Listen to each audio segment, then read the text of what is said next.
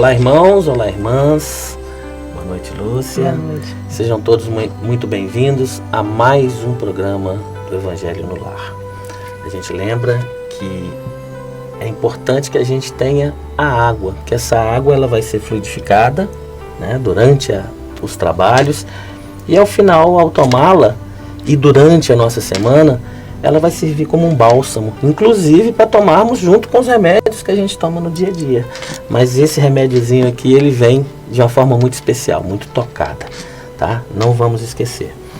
Nós vamos fazer uma leitura do livro Agenda Cristã, obra codificada por Francisco Cândido Xavier, pelo espírito de André Luiz. Efetivamente, vigiar não é desconfiar, é acender a própria luz, ajudando os que se encontram nas sombras. Defender não é gritar, é prestar mais intenso serviço às causas das pessoas. Ajudar não é impor, é amparar substancialmente, sem púdritos de personalismo, para que os benefícios cresçam e se ilumine e seja por si só feliz. Chico, eu gosto muito de ouvir Chico, acho que a maioria, né? Mas assim, todo dia pela manhã eu tento ou ler ou escutar um pouco de Chico, e cada dia ele deixa uma sementinha pra gente, aqui através do André Luiz. A gente às vezes acha que ajudar tem que ser do nosso jeito, né? Ajudar é sobre a nossa ótica de verdade. E a gente esquece de exercitar a compaixão. E o livre-arbítrio, né? O livre-arbítrio, o ato de se colocar no lugar do outro.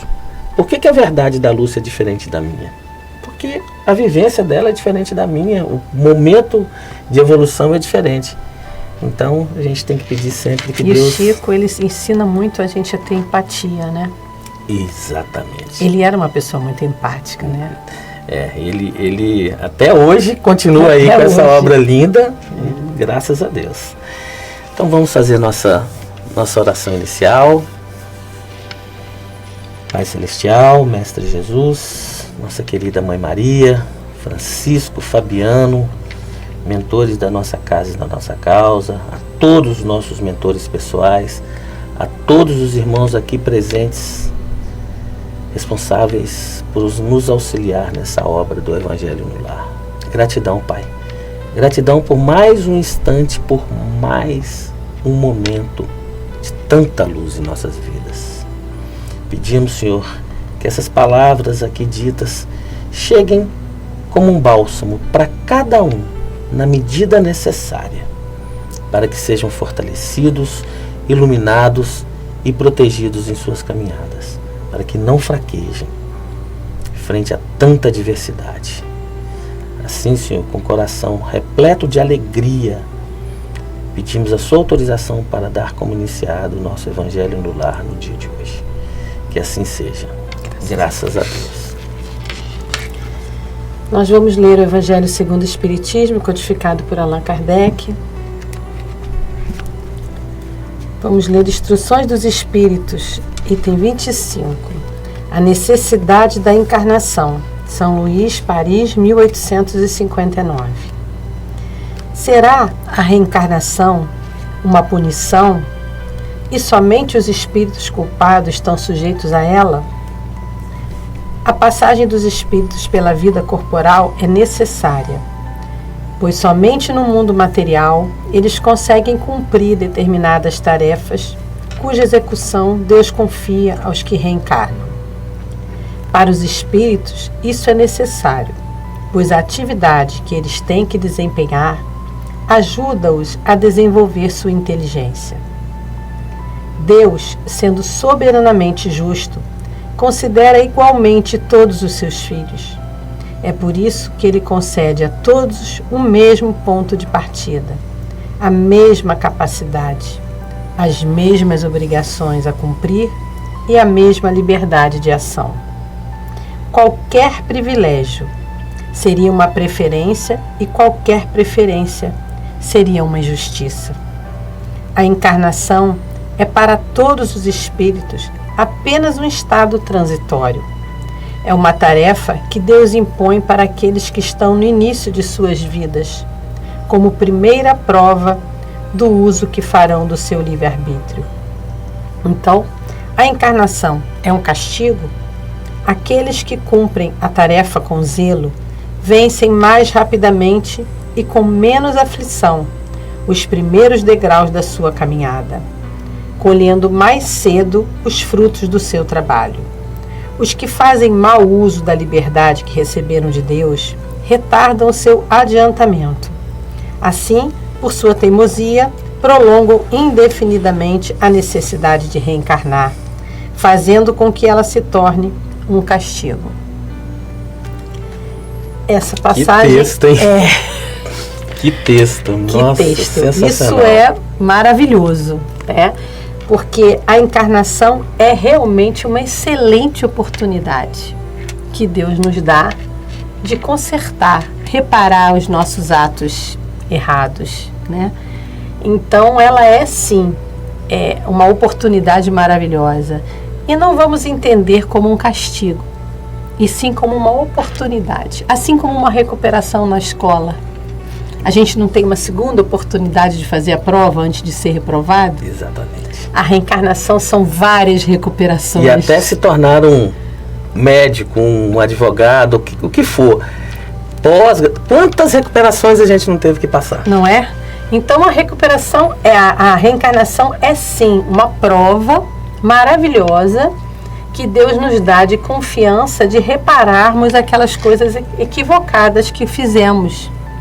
Então nós temos que encarar ela como um privilégio, não é, André? Exatamente. E não como um castigo. A gente vê, Lúcia, por isso que assim, eu, além de ser espírita, eu sou encantado com o espiritismo. Essa terceira revelação, que é o espiritismo, a gente lembra lá de Moisés, aí vem Jesus e fala, vamos parar de pagar pela dor, vamos começar a pagar pelo amor. Isso Só mesmo. que muita coisa ficou solta, e aí vem o espiritismo tapando essas lacunas que Jesus explicando, né, o que a gente não tinha sabedoria. E não tinha sabedoria naquela época, a gente não tinha esse entendimento. Então a cada encarnação a gente melhora um pouquinho, e né? vai melhorando. E assim a gente vai. Então, gente sim, a encarnação é uma excelente oportunidade.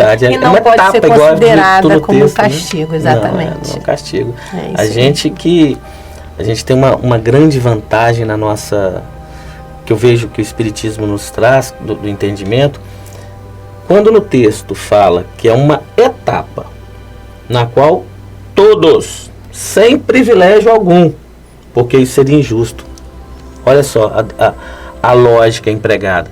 A gente não acredita que Deus é justo e bom? Então não existe privilégio. E aí, como não existe privilégio, todos têm que passar. Só que aí, pela misericórdia dele, ele nos dá o livre-arbítrio, que você falou com tanta propriedade. E esse livre-arbítrio, ninguém nasceu ruim, nem bom. Não. A gente vai desenvolvendo...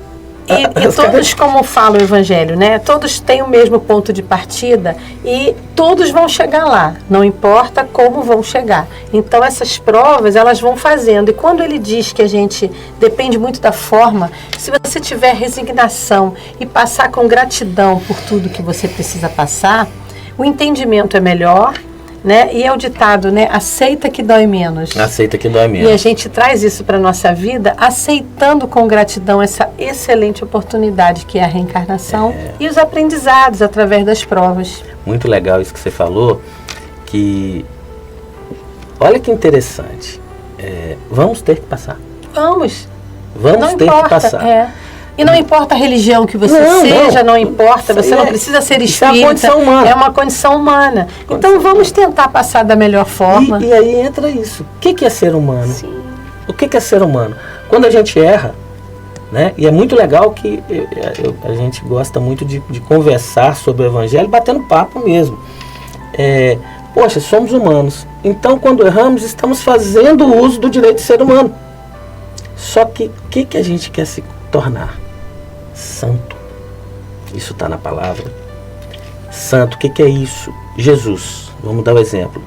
Jesus, um espírito hiper evoluído, sentado lá do lado de Deus. Vou precisar de você lá embaixo. Pô, pai, vou ter que passar por isso tudo mesmo, mas tudo bem, se é pela obra, Vamos. ele veio. É isso né? mesmo. Ou seja, aqui ele exercitou o livre-arbítrio dele. Ele, por vezes, os apóstolos questionavam Jesus sobre a condição santa de Jesus. Ele, não, aqui eu sou homem. Aqui eu sou homem. Então, ele estava... Ele não cometeu nenhum abuso. E ele estava, gente, sob toda a pressão do livre-arbítrio. Sim. Porque ele não era Deus. Qualquer um abaixo de Deus está sobre o jugo do livre-arbítrio. Então, que Deus nos abençoe, que a gente consiga estar sempre tomando as decisões melhores. Não as perfeitas, mas as melhores. Então, vamos aproveitar e fazer a nossa prece final, né?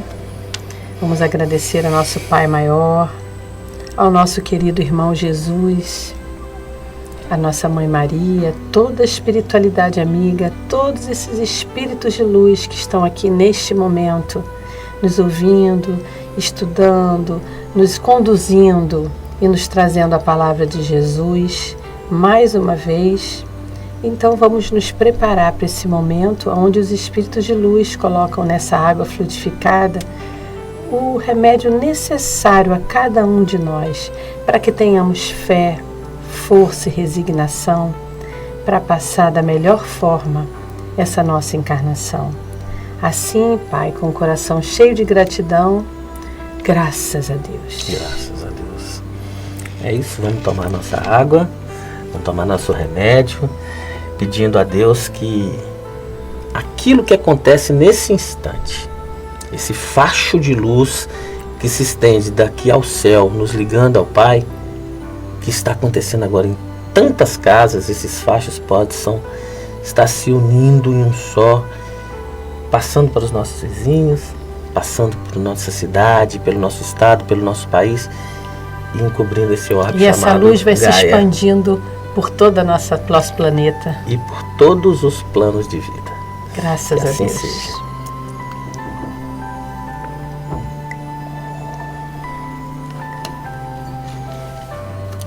Assim, felizes pelo encontro, pedindo a Deus que nos autorize agora a fazer o encerramento desse Evangelho no Lar.